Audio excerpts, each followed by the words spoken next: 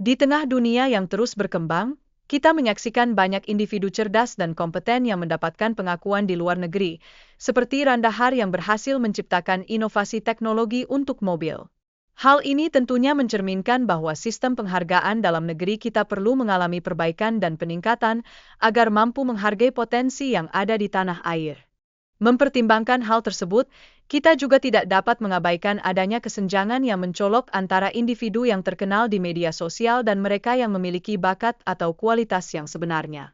Pada kenyataannya, masyarakat seringkali lebih menghargai popularitas dibandingkan kemampuan sesungguhnya, menciptakan ketidakadilan bagi mereka yang berkontribusi secara nyata. Akibat dari fenomena ini adalah banyak individu berbakat merasa diabaikan, sehingga memunculkan keinginan untuk meninggalkan negara demi mencari pengakuan di tempat lain. Fenomena ini tentu saja menjadi kerugian besar bagi kemajuan bangsa, karena kita kehilangan potensi yang seharusnya bisa berkontribusi dalam pembangunan.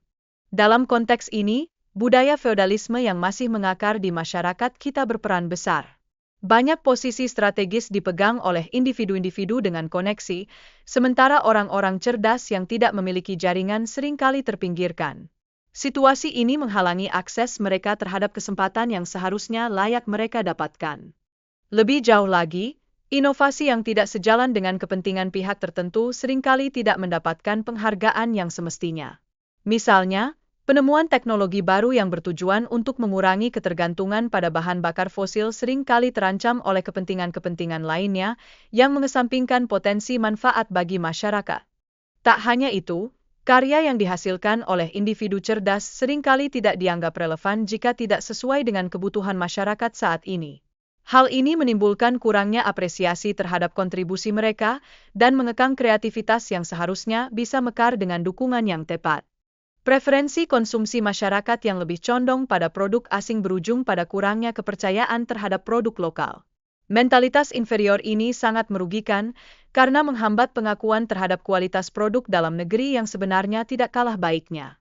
Di sisi lain, media dan pemasaran memainkan peranan yang sangat signifikan dalam membentuk persepsi masyarakat tentang produk.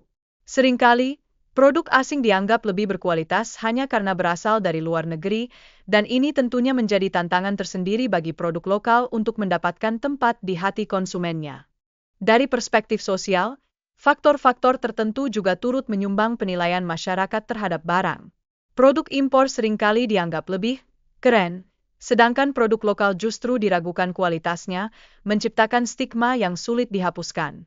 Selanjutnya, sistem pendidikan kita pada umumnya lebih menekankan pada penghafalan dibandingkan dengan pengembangan berpikir kritis dan inovasi.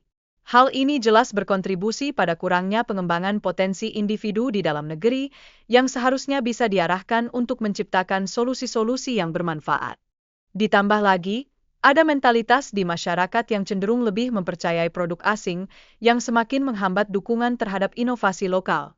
Hal ini menciptakan iklim yang kurang menghargai karya anak bangsa yang seharusnya bisa mendapatkan pengakuan yang lebih baik. Akhirnya, kemampuan untuk meyakinkan orang lain mengenai karya yang dihasilkan menjadi sangat penting agar inovasi dan kontribusi kita mendapatkan perhatian yang layak. Banyak individu berbakat tidak mendapatkan pengakuan yang seharusnya hanya karena kurangnya kemampuan dalam menunjukkan manfaat dari karya-karya mereka.